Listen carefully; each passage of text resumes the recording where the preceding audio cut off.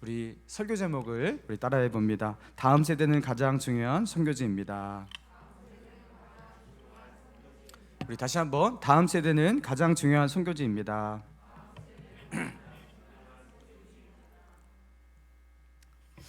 자, 우리 이 제목 가지고 우리 본문의 말씀 중심으로 하나님의 은혜 나누기 원합니다. 여러분, 최근 우리나라 무종교인의 비중이 대폭 증가하고 있다고 합니다. 우리 대한민국은 1945년 광복 이래 종교인 비중은 계속해서 증가해 왔습니다. 기독교만 포함한 것이 아니라 모든 종교인을 말하는 거죠. 2004년에 54%까지 종교인 비율이 그렇게 계속해서 멈추지 않고 증가했다고 합니다. 그런데 자, 2004년 54%, 그리고 2014년에는 50%, 그리고 2021년 현재는 40%. 종교인 비중 자체가 급격히 떨어지고 있다고 합니다. 이른바 탈종교화 현상이 가속되고 있는데요. 자, 2021년 기준 조사 결과 20대의 종교인 비율은 최하위로 22%. 그러니까 모든 세대 중에서 무종교인, 그죠? 종교를 갖지 않는 무종교인이 가장 많았다는 거죠. 자, 그러니까 대한민국 20대 청년들 중에서 그 5명 중에 4명은 종교가 없고 5명 중에 1명만 종교가 있어요. 자, 이거는 그 가운데 이 종교인은 천주교, 불교, 기독교, 모든 이단 다 포함한 겁니다. 종교적 신념을 가지고 있는 모든 사람을 다 포함해서 5명 중 1명만 종교인이래요. 이렇게 젊은 세대를 중심으로 탈종교화가 더욱 급속하게 진행되고 있는데요. 자, 조사 결과에 따르면 종교를 믿지 않는 이유 중 관심 없어서, 나는 관심이 없다, 종교에 대한 관심이 없다라고 답한 사람이 54%로 무종교인인 이유에 대한 그 선택지에서 그 가장 상위에 차지했다고 합니다. 그러니까 1997년도에 7년에서 현재까지 약 24년간 무종교인인 이유에 대해서 답한 자들의 비율이 이제 관심 없어서라는 그 항목으로 답한 자들이 1997년도 26%에서 지금은 54%.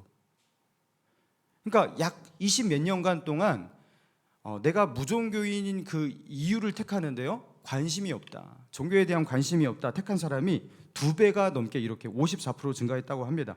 그러니까 점점 사람들은요, 종교에 대해서 무관심해지는 거예요. 너는 왜 믿지 않니? 별로 관심이 없어요. 아무리 생각해도 믿어지지 않아서요, 세상에 다른 진리들이 있는 것 같아서요, 믿고 싶은 만한 어떤 여유가 없고 상황이 허락지 않아서요, 이게 아니에요. 그저 관심이 없기 때문이에요. 이건 그리스도인의 청년층과 교회의 다음 세대도 마찬가지인 거죠. 그들은, 그죠? 그리스도인 청년층과 그리고 다음 세대들은요, 부모가 가지고 있는 그 부모의 신앙, 거기에 관심이 없습니다. 그들의 관심은 무엇입니까? 그저 재미있게 사는 것, 즐겁게 사는 것, 자신의 어떤 꿈을 이루는 것, 여기에는 관심이 있지만 부모님이 믿고 있는 그 신앙에 대해서 관심이 없다라는 거예요. 게다가 청년 세대, 대한민국 청년 세대가 가장 혐오하는 종교 1위 기독교예요. 압도적 1위. 그러니까 기독교가 관심이 없는 종교가 아니라 혐오의 대상까지 되고 있습니다. 여러분, 왜 이렇게까지 된 걸까요? 어디서부터 어긋나기 시작한 것일까요? 여러분, 더 이상 이 고민을요, 뒤로 미뤄서는 안 돼요. 지금 이 문제를 가지고 치열하게 고민하고 이거에 대한 깊은 반성과 답을 가지지 않게 된다면 여러분, 우리의 미래는 없습니다. 여러분, 그런 고민 속에서, 그런 맥락 속에서 오늘 본문을 우리가 살펴보길 원합니다. 자, 오늘 본문 6절과 7절. 자, 우리 같이 한번 6절 7절을 읽겠습니다. 시작. 전에 여호수아가 백성을 보내매 이스라엘 자손이 각기 그들의 기업으로 가서 땅을 차지하였고, 백성이 여호수아가 사는 날 동안과 여호수아 뒤에 생존한 장로들, 이스라엘을 위하여 행하신 모든 큰 일을 본 자들이 사는 날 동안에 여호와를 섬겼더라. 자, 백성들이 언제까지 여호와를 섬겼다고 나옵니까? 여기 보니까 여호수아가 사는 날 동안. 그리고 이렇게 설명하고 있습니다. 여호수아 뒤에 생존한 장로들, 그죠? 곧 여호와께서 이스라엘 위하여서 행하신 모든 큰 일을 본 자들. 그러니까 가나안 정착 1세대를 말하는 거죠. 가나안 정착 1세대들이 생존하는 그날까지, 그들이 살아있을 때까지, 딱 그때까지 여호와, 그 이스라엘 백성이 여호와를 섬겼다라는 거예요. 자, 그러니까 8절에 보니까 여호수아가 몇 세에 죽습니까? 110세에 죽었다 이렇게 나옵니다. 그리고 10절에 보니까, 자 10절도 읽어볼까요? 10절 시작. 그 세대 사람도 다 그 조상들에게로 돌아갔고,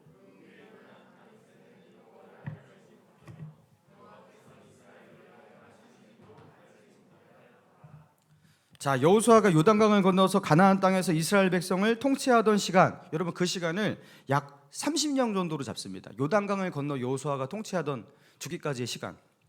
자 여호수아는 110세까지 장수했죠. 자 그리고 여호수아가 죽은 뒤에 그보다 나이가 한참이나 적었던 장로들이, 여호수아는 매우 장수했으니까 그 여호수아보다 10년에서 20년 정도 생존했을 것으로 보입니다.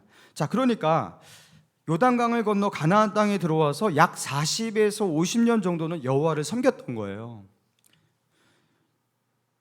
그런데요, 이렇게 가나안 정착 1세대들, 여러분 하나님을 섬겼던 1세대들이 누굽니까? 하나님이 주신 기적으로 하나님께서 요단 강물을 끊어내셔서 요단 강물, 마른 요단 강을 그렇게 걷고 건너왔던, 그리고 여호수아의 명령으로 해야 너는 기본 위에 머무르라, 달아 너는 아얄로 골짜기에 너도 그리할지어다. 그러니까 해와 달이 막 멈춰 서는 기적을 보고, 그리고 여호와께서 함께 하시는 백전백승의 전쟁, 질 것 같은데 이겨요. 철병거를 가져도, 그죠? 그보다 한참 못한 무기를 가지고 싸워도 이겨요. 여러분 그 하나님이 함께 하시는 그 전쟁을 경험했던 그 가나안 정착 1세대들, 여러분 그들에게는 여호와 신앙이 확실히 있었어요. 그러나 그들이 죽고 난 뒤에는 아니었다라는 거죠. 그 후에 일어난 다른 세대는 여호와를 알지 못했고 여호와께서 행하신 일도 알지 못하였더라, 그렇게 말하고 있어요. 자 그리고 우리가 읽지 않았던 11절의 말씀 보니까, 이스라엘 자손이 여호와의 목전에 악을 행하여 바알을 섬기며 하면서 그들이 우상 숭배로 나아가는 모습을 그리고 있습니다. 이스라엘의 본격적인 타락이 시작되는 거예요. 가나안 1세대들이 그 생존이 끝나자 이제 다음 세대 속에서는 타락이 진행되는 거예요. 사랑하는 성도 여러분, 아니 어떻게, 왜 이런 일이 일어날까? 부모 세대에서 자식 세대로, 이 다음 세대로의 신앙 전수가 왜 이렇게 안 될까? 그것도 너무나 강력한 하나님의 살아계심의 간증을 가졌던 부모였단 말이죠. 그죠? 그들 중에 몇몇은 그 광야에서 그 만나를 먹었고, 그죠? 하나님께서 그들을 보호하시고 지키시는 놀라운 기적들을 숱하게 경험했던 그런 대단한 부모 세대였단 말이죠. 여러분 그런데 어떻게 자녀 세대로 그 한 세대도 버티지 못하고 신앙 전수를 그렇게 하는데 실패하는 거냐는 거죠. 과연 문제가 무엇입니까? 여러분 이런 비슷한 고민을 하게 만드는 성경의 예들이 많이 있습니다. 여러분 다윗이라는 최고의 믿음의 그 왕, 그 믿음의 아버지 밑에 솔로몬이라는 아들이 있었어요. 솔로몬도 믿음이 처음에 있었어요. 그러나 그 솔로몬은 자기 시대 속에서도 믿음을 제대로 지키지 못합니다. 그 아버지 다윗과 다르게 나중에 타락하게 되는데요. 이방의 여인들, 그죠? 이방 나라의 그 공주들을 데리고 와서 자기의 처첩으로 삼는데, 그 공주들이 올 때 이방의 신 우상도 갖추고 데리고 와요. 그리고 그 이방의 공주들이 그 예루살렘에서 각기 자신의 신을 섬길 수 있도록 산당을 짓고 제단을 만들고, 여러분 그렇게 우상 숭배를 할 수 있도록 배려를 해줍니다. 그래서 예루살렘이 우상 숭배의 중심지가 되었어요. 여러분 이렇게 솔로몬은 나중에 영적 분별력을 완전히 잃게 됩니다. 자 그리고 솔로몬의 아들 르호보암, 그리고 르호보암의 아들, 이렇게 내려가면서 점점 다윗이 가졌던 신앙의 모습은 자취를 감추게 됩니다. 신앙의 전수가 잘 안 돼요. 그리고 사무엘상에 보면요, 엘리 제사장의 두 아들 홈니와 비느하스, 우리는 홈니와 비느하스 이름 굉장히 익숙해요. 왜냐하면 제사장의 아들인데 너무나 망난이에요. 제사 제물을 막 갈취하고 회막에서 수종드는 여인과 간음하고 말이 아니었습니다. 자 그리고 이런 엘리 제사장 가문에 대해서 하나님의 저주와 심판을 선포했던 사무엘, 그 사무엘은 진짜 유명하죠. 하나님께서 꼽으시는 그런 거룩한 믿음의 사람이죠. 여러분 그런데 이 사무엘도 다음 세대 자식에게 신앙 전수는 예외였어요. 사무엘의 두 아들 요엘과 아비야, 사무엘 뒤를 이어서 이스라엘의 사사로 이름은 있었지만 그들은 성경에서 이렇게 평가받고 있습니다. 그의 아들들이, 사무엘의 아들들이 자기 아버지의 행위를 따르지 아니하고 이익을 따라 뇌물을 받고 판결을 굽게 하니라. 그들도 엘리 제사장 아들과 같이 망나니였어요. 자, 그리고 성경에서 꼽히는 선왕, 믿음의 왕으로 불리는 히스기야. 여러분, 히스기야 왕 얼마나 대단한 믿음의 사람입니까? 그런데 그 왕의 아들이 누구죠? 므낫세 왕. 남유다 그 왕가 중에서 가장 악하고 가장 불신적인 왕으로 꼽히는, 하나님께서 남유대를 멸망시키기로 그렇게 확정짓게 만들었던 왕이 바로 이 므낫세 왕이에요. 근데 그가 히스기야의 아들이에요. 여러분, 이것 외에도 신앙 전수에 실패한 예는 성경에 수없이 많이 나온다라는 거예요. 여러분, 이들의 부모는 너무나 탁월한 믿음을 가진 부모였습니다. 그 부모 밑에서 컸습니다. 그런데 어떻게 이렇게 타락할 수 있을까? 어떻게 이렇게 불신적인 자녀로 살아갈 수가 있을까? 여러분, 이 다음 세대의 신앙 전수가 왜 이렇게 실패하는 것일까? 이건 어쩔 수가 없나 봐. 그러니까 너희도 어쩔 수 없는 거야 하면서 우리를 위로해주기 위해서 이 말씀을 하는 게 아니에요. 여러분, 그 이유가 무엇인가? 탁월한 신앙을 가진 부모의 세대의 신앙이 다음 세대로, 자녀 세대로 전수가 되지 않는 이 다음 세대 사역의 실패, 성경은 우리에게 그것을 너무나 많이 그렇게 말하고 있단 말이죠. 그러면서 우리에게 뭘 주는 거냐면 문제를 던지고 있는 거예요. 그러면서 우리 그 문제 속에서 고민하게 만들고 있는 거예요. 왜요? 고민하라고. 이 문제를 그냥 넘어가지 말고 깊은 고민 속에서 이 문제와 싸워야 한다고 말하고 있는 거예요. 오늘 본문이 의도하는 것도 그런 겁니다. 이 문제는 심각한 문제라는 거예요. 그리고 이것을 어떻게 해야 한다? 이 고민 속에서 반드시 답을 찾아야 돼요. 오히려 신앙이 탁월한 부모 밑에 그렇지 못한 그와 대조적인 자녀들이 탄생하는 그 이유를 우리가 알아야 돼요. 그 이유가 무엇입니까? 왜 이렇게 기적과 같은 신앙 1세대들 밑에 어떻게 그 다음 세대도 바로 타락할 수가 있어요? 여러분, 그 이유가 무엇이죠? 방심하기 때문입니다. 내가 신앙생활을 잘하니까 나의 신앙이 자연스럽게 자녀들에게 전수될 거라고 그렇게 생각해요. 내가 하나님을 믿기 때문에 그들도 하나님의 자녀가 될 것이라고 안일하게 생각해요. 내가 예수를 믿기에 나의 자녀들 다음 세대가 자연스럽게 예수를 믿게 된다? 아니라는 거예요. 성경은 우리에게 말하고 있는 거예요. 아니라는 거예요. 너가 예수를 믿어도 너의 자녀가 자연스럽게 예수를 믿지 않을 것이다 라고 말하고 있는 거예요.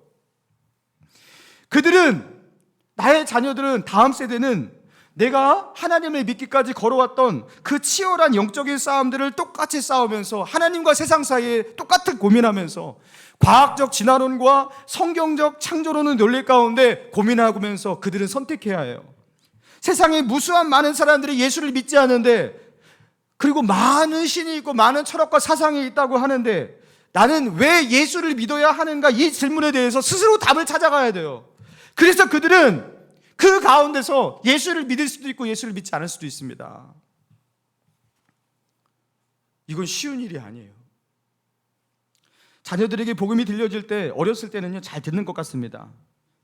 그러나 그들이 초등학교 고학년이 되고 중학생이 되면서 질문을 갖기 시작하고 그 가운데 의심을 품기 시작합니다. 자기 나름대로 신앙의 회의를 갖고 의문을 갖기 시작하는 거예요. 그리고 그 의문에 대해서 좋은 쪽으로 확신을 갖게 될 때도 있고 그렇지 않을 때도 있어요. 그리고 어느 날 교회를 다니고 있던 교회의 어르신들, 교회의 이렇게 장로님들, 집사님들, 그분들의 모습을 보고 아, 이건 가짜다, 이렇게 확신을 갖기도 해요. 그리고 반대로 아, 보니까 이건 진짜다, 이렇게 확신을 갖기도 해요. 그리고 그들은 빠르면 고등학교 때, 늦으면 청년 때 교회 밖으로 뛰쳐나갑니다. 뛰쳐나오지는 않더라도 그 부모의 슬하에 있을 때 부모의 잔소리를 듣기 싫어서 교회에 나와서 신앙생활을 하는 척합니다. 그리고 그들이 독립할 때가 오면 이제 자기의 길로 가는 거예요. 더 이상 간섭하지 말라고. 그때는 이미 늦었어요. 그런데요, 우리는 부모가 예수님을 믿으니 자녀도 믿을 것이라고, 부모가 잘 믿으면 자녀도 똑같이 잘 믿을 것이라고, 신앙은 그렇게 자연스럽게 흘러가는 것이고 자연스럽게 전수될 것이라는 이 안일한 생각에 빠져 있다라는 거예요. 여러분, 그래서 사무엘 밑에서 그런 악한 아들이 생기게 됩니다. 히스기야 밑에서 므낫세 같은 그런 악한 왕이 등장하기도 합니다. 바로 이 오류 때문에 그런 거예요. 여러분, 하나님은 그럼 우리에게 어떻게 말씀하셨죠? 신명기 6장 4절 이하에 이스라엘아 들으라, 우리 하나님은 오직 유일한 여호와시니 너는 마음을 다하고 뜻을 다하고 힘을 다하여 내 하나님 여호와를 사랑하라. 오늘 내가 내게 명령하신 이 말씀을 너는 마음에 새기고 내 자녀에게 부지런히 가르치며 집에 앉았을 때에든지 길을 갈 때에든지 누워서 있을 때에든지 일어날 때에든지 말씀을 강론할 것이며 너는 또 그것을 내 손목에 매어 기호를 삼으며 내 미간에 붙여 표를 삼고 또 내 집 문설주와 바깥문에 기록할지니라. 자, 하나님은요, 너가 나를 잘 섬기고 있으면 너의 자녀들은 자연스럽게 하나님을 잘 섬길 거야. 부모의 뒤를 그냥 따라가게 되는 거야. 이렇게 말씀한 적이 없어요. 하나님은 어떻게 말씀하셨어요? 나의 자녀들에게 신앙을 전수하기 위해서, 이게 다음 세대 사역 가운데 신앙의 동사가 성공하기 위해서 어떻게 해야 한다고요? 먼저 내가 하나님을 겉으로만 믿으면 안 돼요. 마음을 다하여 뜻을 다하여 힘을 다하여 하나님을 어떻게 하라? 사랑하라 그랬어요. 사랑하라. 부모의 신앙 속에서 가짜인 모습이 발견되면 안 돼요. 사랑해야 돼요. 하나님을 중심으로 정말 사랑해야 돼요. 그리고 뜨겁게 진실되게 하나님을 사랑하면서, 그러면 뜨겁게 하나님을 내가 사랑하면 그 진실된 모습 때문에 그냥 전수가 되냐? 그렇지 않다라는 거예요. 어떻게 해야 된다고요? 자녀들에게 어떻게 해야? 집에 앉았을 때든지 길을 갈 때든지 누워있을 때든지 일어날 때든지 말씀을 강론하라.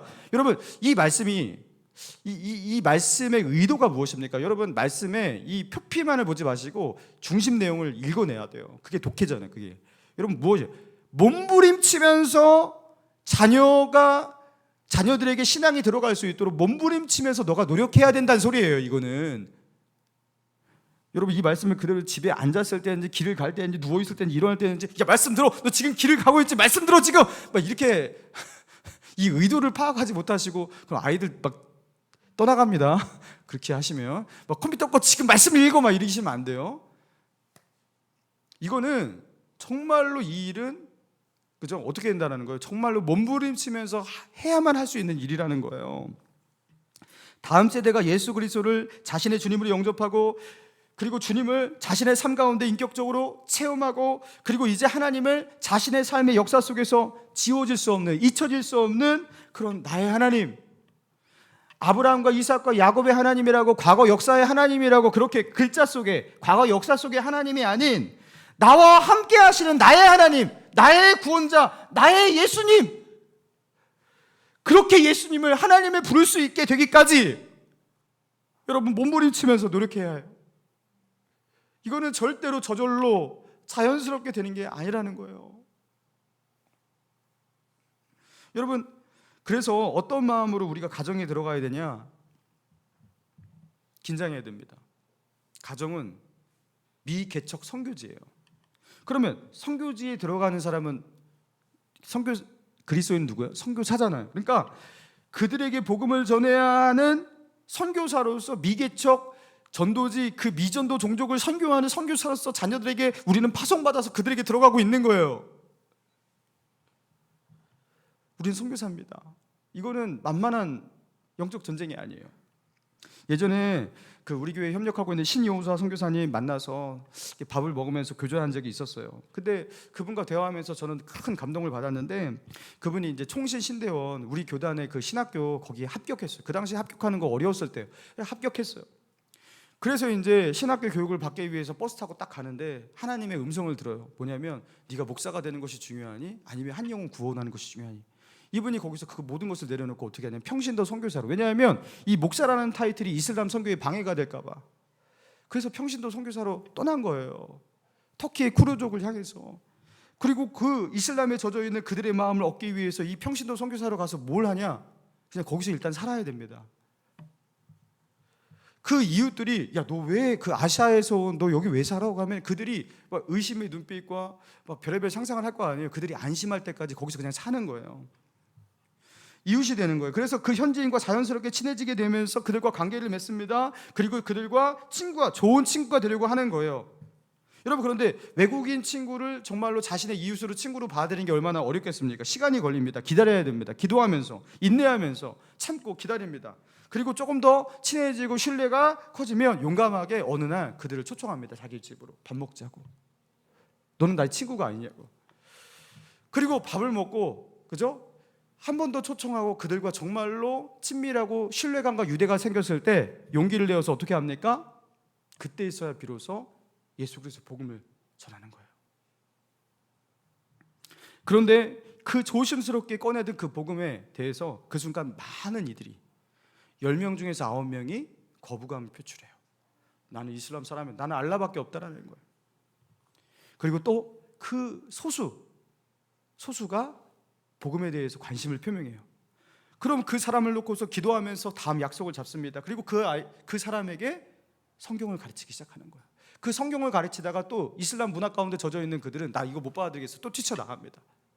남아있는 아주 소수의 사람이 있는 거예요.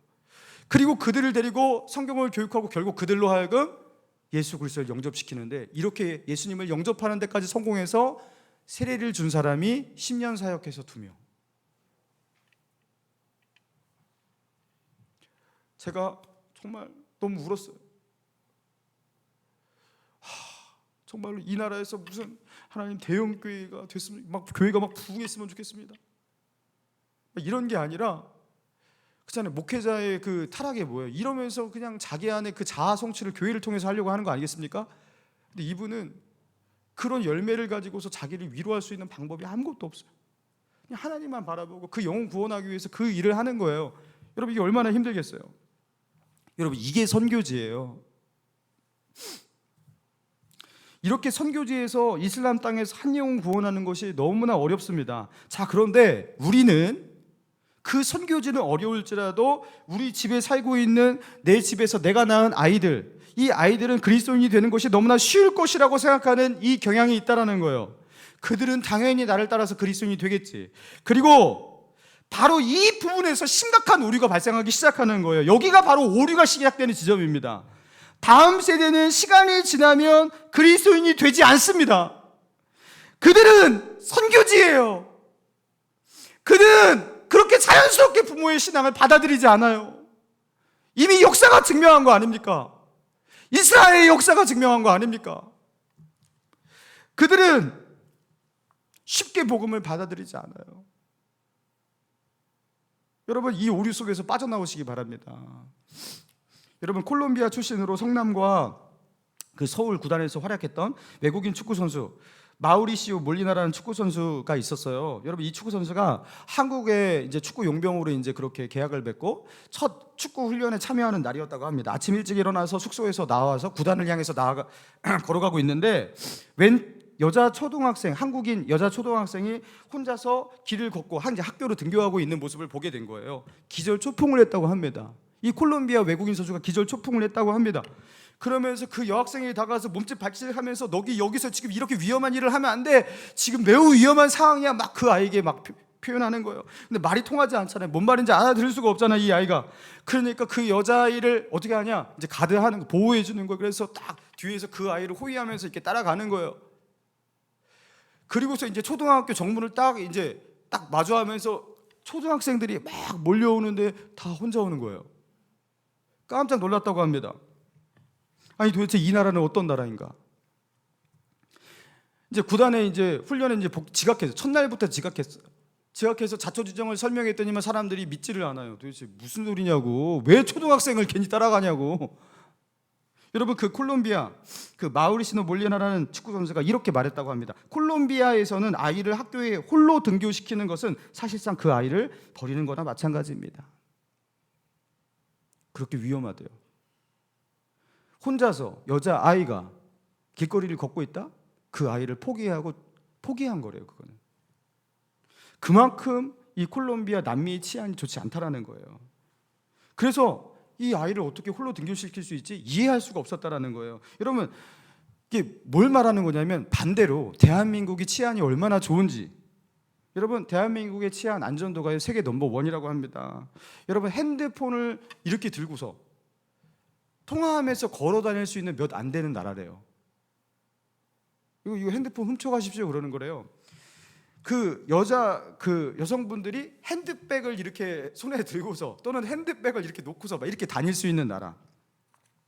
카페 위에 그 탁자 위에다가 그 노트북, 핸드백을 놓고서 화장실을 다녀오고 한참 볼일을 보고 들어와도 여전히 그 물건이 거기에 남아있는 몇 안 되는 나라. 여성이 밤 늦게 길거리, 그 밤거리를 다녀도 아무렇지도 않게 다닐 수 있는 진짜로 세계에서 몇 안 되는 나라. 외국인들이 이 나라에 오면 이 모든 것을 보고 다 놀란다고 합니다. 여러분, 그래서 우리는요, 당연히 그렇게 생각해요. 우리 아이들이 아침에 학교 다녀오겠습니다 떠나면 쟤는 분명히 학교 다녀왔습니다 하고 들어올 거라고 우리는 100% 믿어요. 당연하게 생각합니다.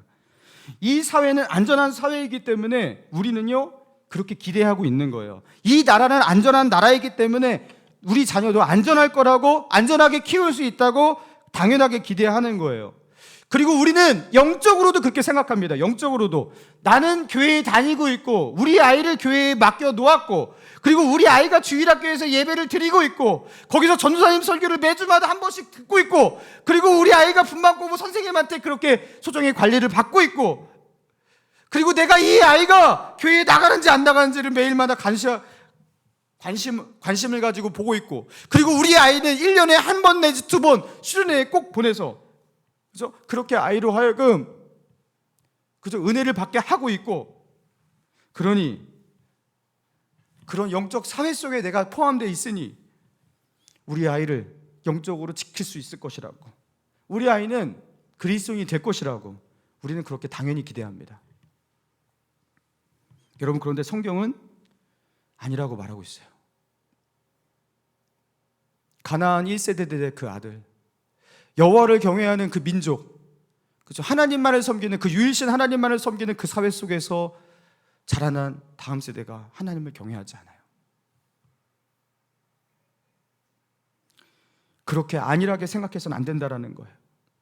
구약 성경에 기록된 이스라엘의 역사, 여러분, 부모의 신앙이 자녀들에게 전수되지 않고 늘 번번이 실패하는 이 수많은 실패의 역사, 여러분, 이게 창피하지 않습니까? 여러분, 그 역사를 왜 이렇게 낱낱이 기록해서 이렇게 우리에게 까발리고 우리로 하여금 이것을 자꾸 보게 만드는 거죠? 부모의 신앙이 자녀들에게 저절로 물려지고 전수되는 게 절대로 아니라는 걸 우리에게 말하고 있는 거예요. 절대로 그렇게 전수되지 않는다. 여러분, 그러면 신앙은 어떻게 전수가 되냐? 다음 세대는 어떻게 그럼 예수를 믿게 될 것인가? 다음 세대는 그들의 시대 속에서 여호와를 다시 만나야 돼요. 그들의 시대 속에서 내가 나의 시대 속에서 여호와를 알아갔던 것처럼 그들의 시대 속에서 여호와를 알아가야 돼요. 내가 하나님을 믿기까지 얼마나 쉽지 않았습니까? 그들도 하나님을 믿는 것이 쉽지 않아요. 그 고민 속에서, 그 처절한 영적인 몸부림 속에서, 치열한 영적인 싸움 속에서 세상과 하나님 사이의 이 균형과 그 어떠한 신념과 믿음으로 살아야 될지 그 치열한 고민 속에서 그들은 놓여 있고 그 속에서 선택해야 합니다. 내가 예수님의 뜻에 따라 살아가기까지, 이만한 신앙이 오기까지도 너무나 쉽지 않았죠. 여러분, 그들도 결코 쉽지 않습니다. 그들의 시대 속에서, 그들의 인생과 삶 속에서 그들이 스스로 살아계신 하나님을 만나야 돼요. 그러나 오늘의 다음 세대는요, 영적인 것에 관심이 없다고 우리가 첫 부분에서 우리가 말했잖아요. 영적인 관심 자체가 없는 세대예요. 자신의 친구들 영적으로 아무도 관심이 없어요. 나는 하나님을 믿어 그러면 아마 다 웃을 거예요, 친구들이. 그러나 그런 친구들에 둘러싸여 있는 그런 환경과 삶 속에서, 그런 세상 속에서 우리 아이는 외롭게 놓여 있어요. 그 속에서 그들은 어떻게 해야 돼요? 이 세상, 하나님이 없는 세상이 허무하다라는 것을 깨달아야 돼요. 이거 기적이에요. 아이들 입속에서 엄마, 이 세상은 참 허무한 것 같아, 이 소리가 나오면 야, 할렐루야, 복음의 역사가 시작됐다는 거 여러분 느끼셔야 돼요. 야, 너 세상 허무하지 않아? 자살하면 안 돼? 너 이러면 안 돼? 너 그 우울한 소리 하지 마. 이런 게 그거 하나님의 역사입니다.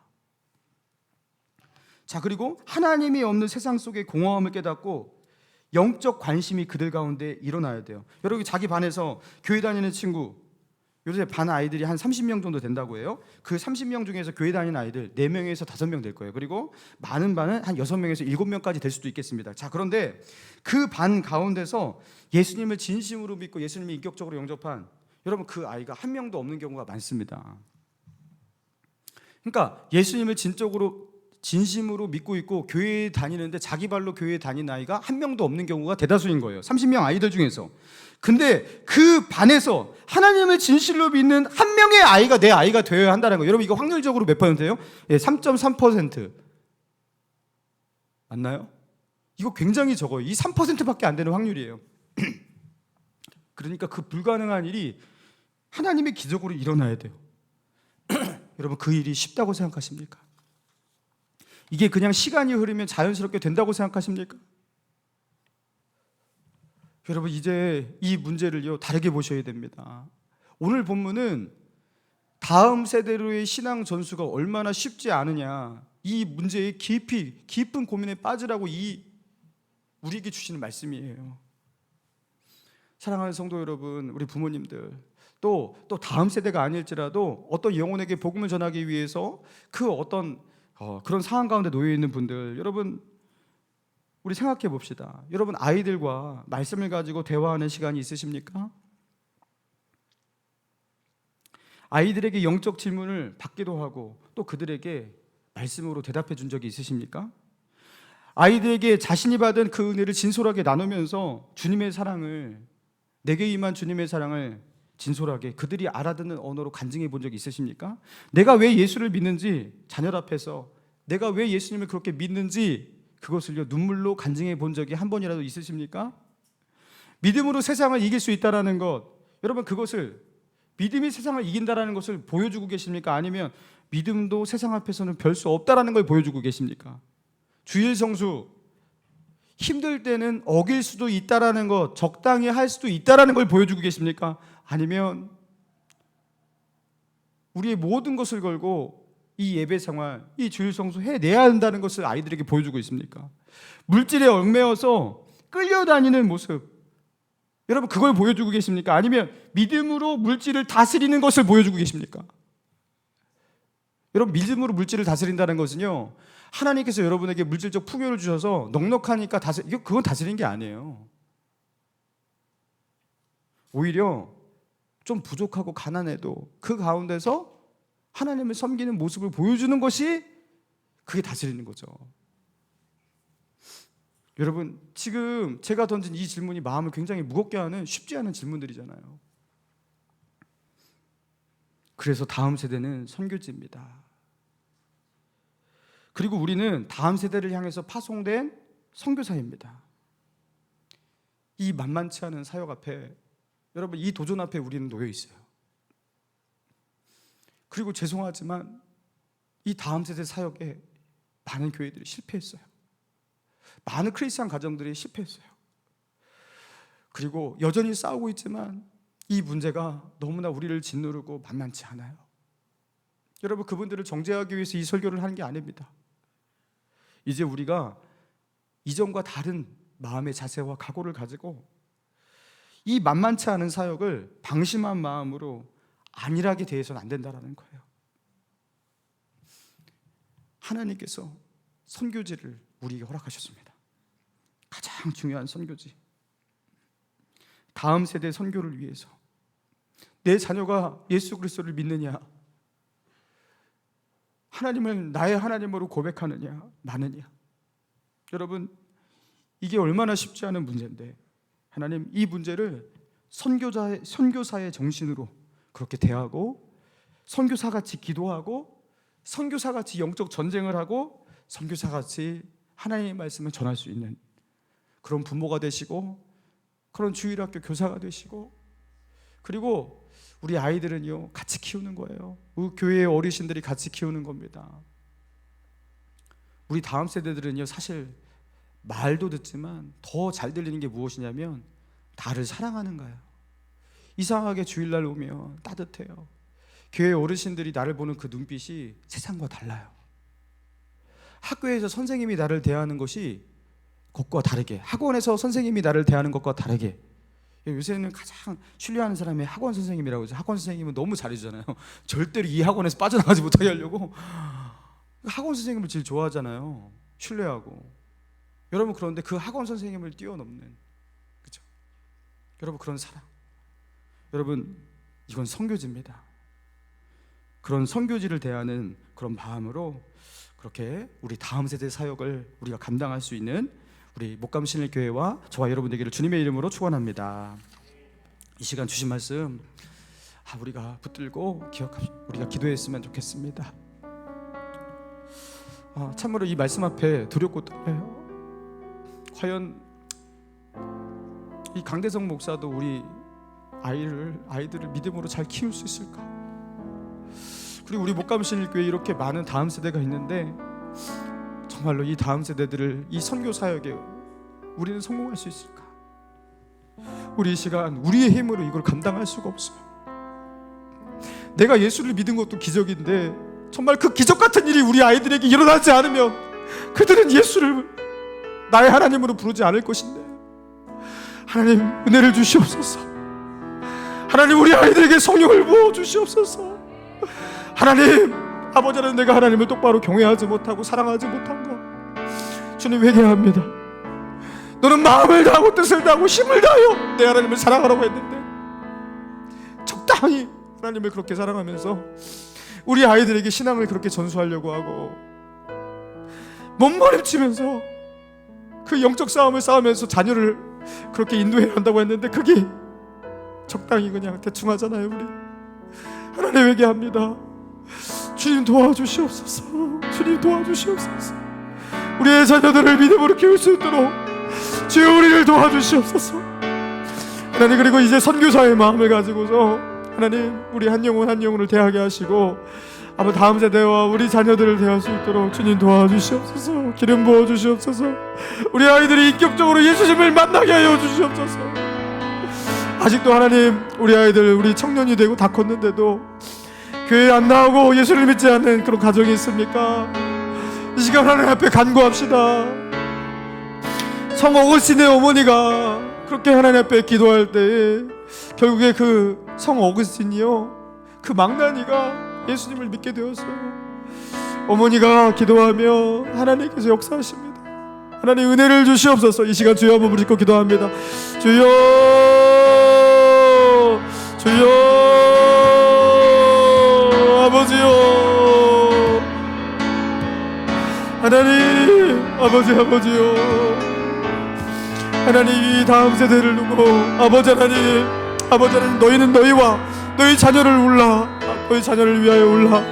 우리 주님 말씀하셨는데 하나님 우리는 아버지 하나님 우리 자녀들이 우리 다음 세대가 당연히 예수를 믿고 당연히 하나님을 나의 하나님을 부를 것이라고 생각하며 하나님 아버지 이것을 안일한 마음으로 방심한 마음으로 다하였습니다. 하나님 아버지 하나님 우리에게 책임을 물으실 때 우리가 대답할 말이 없습니다. 주여 하나님 용서하여 주시고 아버지 우리를 붙들어 주시고 우리에게 맡겨주신 자녀와 하나님 우리에게 맡겨주신 우리 다음 세대의 영혼과 아버지 하나님 이들을 믿음으로 키울 수 있도록 아버지여 이들에게 선한 영향을 행사하며 하나님 몸부림치며 아버지 하나님 애통하며 아버지 하나님 가슴을 치며 하나님 우리 아이를 위하여 기도하며 아버지 하나님 그 아이들에게 하나님의 말씀을 전하고 우리의 온몸으로 하나님을 어떻게 믿어야 할지 사랑해야 할지를 증거할 수 있는 그런 믿음의 아버지가 되게 하옵소서. 믿음의 어머니가 되게 하옵소서. 그런 선생님이 되게 하여 주시옵소서. 주일학교 교사가 되게 하여 주시옵소서. 아버지 그런 하나님 설교자가 되게 하여 주시옵소서. 아버지 그런 믿음의 교회 어른들이 되게 하여 주시옵소서. 아버지요 하나님 우리에게 있는 이 비전도 종족 아버지 하나님 이 믿음의 이 신앙의 불모지인 이 다음 세대를 아버지 하나님 우리가 대할 때 아버지 하나님 우리가 경성한 마음을 가지게 하여 주시고 아버지 아니라고 나태한 마음과 방심한 마음을 가지지 않게 하여 주시며 주여 하나님 당연히 그들이 예수를 믿을 거라고 생각하지 아니하며 아버지 하나님 이제도 깨어서 영적인 싸움을 싸우며 나아가기 원합니다.